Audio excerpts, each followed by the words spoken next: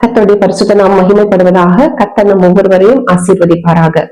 இன்றைக்கு நாம் தியானிக்கும்படியாக அப்போஸ்தலனாகிய பவுல் கலாத்தியருக்கு எழுதிய நிருபம் அதிகாரம் 2 வசனம் 20 நாம் வாசிக்கலாம்.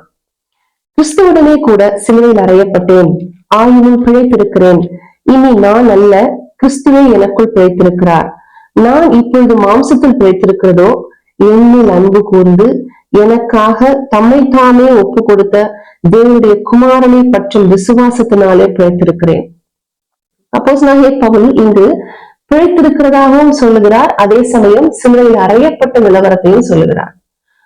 அப்போஸ்தலனாகிய பவுல் பிழைத்திருக்கிற அனுபவம் யாரால் பிழைத்திருக்கிறார் அப்படின்னா, எனக்காக தம்மை தாமே ஒப்பு கொடுத்த, என்னில் அன்பு கூர்ந்து எனக்காக தம்மை தாமே பலியாக ஒப்பு கொடுத்த இயேசு கிறிஸ்துவின் மேலுள்ள விசுவாசத்தினாலே பிழைத்திருக்கிறேன். அப்ப நம்ம இந்த உலகத்துல பிழைத்திருக்கிறோம் அப்படின்னா இந்த விசுவாசத்தினாலே நாம் பிழைத்திருக்கிறோம்.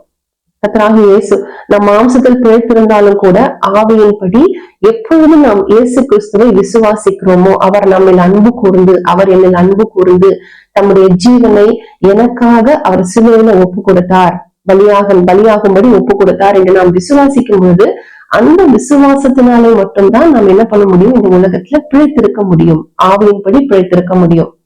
அப்ப எவரிடத்துல இந்த விசுவாசம் இல்லையோ அந்த விசுவாசம் இல்லாதவர்கள் சரீரத்தின்படி பிழைத்திருந்தாலும் ஆவிக்குரியபடி அவர்கள் மரித்தவர்களா இருக்கிறார்கள். ஆனா அப்போஸ்தலனாகிய பவுல பாருங்க, அவர் சிலுவையில் அறையப்பட்டேன்னு சொல்லுகிறார். அப்போ சிலுவையில் அறையப்பட்டவர்கள் எல்லாம் மரித்தவர்கள் இல்லையா? சிலுவையில் அறையப்படும் பொழுது மரிக்கிறதற்கு தங்களை ஒப்பு கொடுக்கிறார்கள், ஆனாலும் பிழைத்திருக்கிறேன் என்று சொல்லுகிறார். சிலுவையில் அறையப்பட்டிருந்தாலும் ஒரு மனுஷன் பிழைத்திருக்கிறார். இந்த உலகத்துல மாம்சம்படி பிழைத்திருந்தாலும் தேவன் மேலுள்ள விசுவாசம் இல்லாதவர்கள், இயேசு கிறிஸ்துவாகிய குமாரன் மீது விசுவாசம் இல்லாதவர்கள் இந்த உலகத்துல ஜீவிக்கிறவர்களா இருந்தாலும் பிழைத்திருந்தாலும் அவர்கள் மரித்தவர்களா ஆவிக்குரியபடி மரித்தவர்களா இருக்கிறார்கள் என்று பார்க்கிறோம். இப்பொழுது நாம் நம்மை ஆராய்ந்து பார்ப்போம், நாம் பிழைத்திருக்கிறோமா அல்லது இந்த உலகத்துல வாழ்ந்தாலும் மரித்தவர்களாய் காணப்படுகிறோமா என்று நாமே சிந்திப்போம். இந்த வசனத்துல சொல்லுகிறார், கிறிஸ்துவிடமே கூட சிலுவையில் அறையப்பட்டேன், ஆயினும் பிழைத்திருக்கிறேன். நான் சிலுவையில் அறையப்பட்டிருந்தாலும் நான் பிழைத்திருக்கிறேன் என்று அப்போஸ்தலனாகிய பவுல் சொல்லுகிறார். சிலுவையில் அறையப்பட்ட ஒரு மனுஷனுடைய நிலவரம் எப்படி இருக்கும்? கை கால எல்லாம் ஆணி அடிக்கப்பட்டிருக்கும். சிலுவையிலிருந்து அவங்களால தானா நினைச்சா கூட என்ன பண்ண முடியாது, இறங்கி வர முடியாது. சிலுவையில் அறையப்பட்ட அனுபவம் அப்படிங்கிறது எதை குறிக்கிறது? நம்முடைய சுயத்திற்கு நாம் மரிக்கிறதை குறிக்கிறது. நாம எந்த காரியத்தையும் நம்மால் செய்ய முடியாது என்கிற நிலவரத்திற்கு நாம் வருகிறதை குறிக்கிறது. அப்போஸ்தலனாகிய பவுல் தன்னுடைய வாழ்க்கையில எதை செய்தாலும் தேவ கிருபைக்கு ஒப்பு கொடுத்து, தேவனால், இயேசு கிறிஸ்துவினால், அவருடைய கிருபையினால், இப்படிதான் அவர் எல்லா காரியங்களையும் அவர் அறிக்கையிடுவார். அப்போ தேவனுடைய குமாரனை பற்றும் விசுவாசத்தின் மூலம் அவர் இந்த உலகத்துல பிழைத்திருந்ததாக நமக்கு எழுதுகிறார். இப்பொழுது நான் பிழைத்திருக்கிறதோ என்னில் அன்பு கூர்ந்து எனக்காக தம்மை தாமே ஒப்பு கொடுத்த தேவனுடைய குமாரனை பற்றும் விசுவாசத்தினாலே பிழைத்திருக்கிறேன். தேவனுடைய குமாரனாகிய இயேசு கிறிஸ்து எனக்காக, நமக்காக, நம்மில் அன்பு கூர்ந்து கல்வாரி சிலுவையில் தன்னை பலியாகும்படி ஒப்பு கொடுத்தார். இந்த விசுவாசத்தை நாம் ஒவ்வொருவரும் நம்முடைய வாழ்க்கையில அறிக்கையிட வேண்டும். அனுதின வாழ்க்கையில, அனுதினமும், அன்றாடம் நாம் என்ன பண்ண வேணும்? இயேசு கிறிஸ்து தேவனுடைய குமாரன் எனக்காக என்னில் அன்பு கூர்ந்து தன்னைத்தானே பலியாக ஒப்பு கொடுத்தார் அப்படிங்கிற விசுவாசம் எப்பொழுதும் நமக்கு காணப்பட வேண்டும். அனுதினமும் நாம் இந்த விசுவாசத்தை கொண்டவர்களாக, அறிக்கையிடுகிறவர்களாக நாம் இருக்கும் பொழுது, அதை நாம் அனுதினமும் விசுவாசிக்கும் பொழுது நம்முடைய ஆவிக்குரிய வாழ்க்கையில மரணம் என்கிறது சம்பவிக்காது. அனுதினமும் நாம் கிறிஸ்துவுக்குள் பிழைத்திருக்கிறவர்களாக காணப்படுவோம்.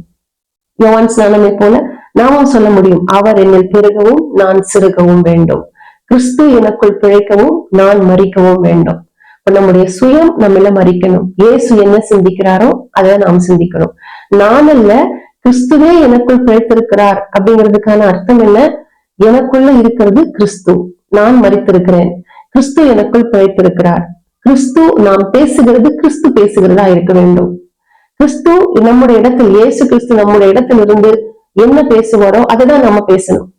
அப்பொழுது நாம் என்ன எல்லாம் பேசுவோம், நாம் பேசுகிற காரியம், நாம் நம்முடைய வாழ்க்கையில செய்கிற எல்லா காரியங்களிலும் கிறிஸ்துவை நம்முடைய இடத்துல வைத்து நாம் பார்க்கும் பொழுது நாம் பாவத்தை நாம் செய்கிறதற்கு ஏதுவே இராது. கிறிஸ்து எனக்குள்ள இருந்தா, இந்த இடத்துல இயேசு இருந்தா என்ன செய்வார்? என்னோட இடத்துல இயேசு இருந்தா இப்படி பேசுவாரா? என்னோட இடத்துல இயேசு இருந்தா இப்படி சிந்திப்பாரா? என்னோட இடத்துல இயேசு கிறிஸ்து இருந்தா இப்படி யோசிப்பாரா? இப்படி நாம் யோசிக்கும் பொழுது, இப்படி நாம் நினைத்து கிறிஸ்து நமக்குள் வாழும்படியாக நாம் நம்ம ஒப்பு கொடுக்கும் பொழுது, நாம் செய்கிற எல்லா கிரியைகளும் பாவம் இல்லாம இருக்கும். நாம் செய்கிற எல்லா காரியங்களும் நன்றாக தேவனுக்கு பிரியமானதாக இருக்கும். நாம் ஜெபிக்கலாமா? பரிசுத்தமுள்ள பிதாவே, நன்றியோடு துதிக்கிறோம், ஸ்தோத்திரிக்கிறோம், உடைய கரத்துல எங்களை ஒப்பு கொடுக்கிறோம்.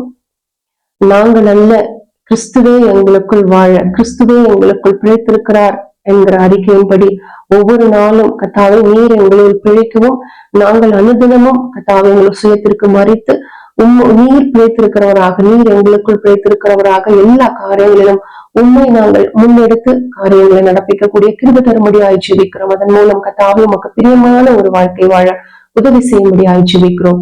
இயேசு கிறிஸ்துவின் நாமத்தில் ஜெபிக்கிறோம் பிதாவே, ஆமென். கர்த்தர் தாமே நம்மை ஆசீர்வதிப்பாராக. ஆமென்.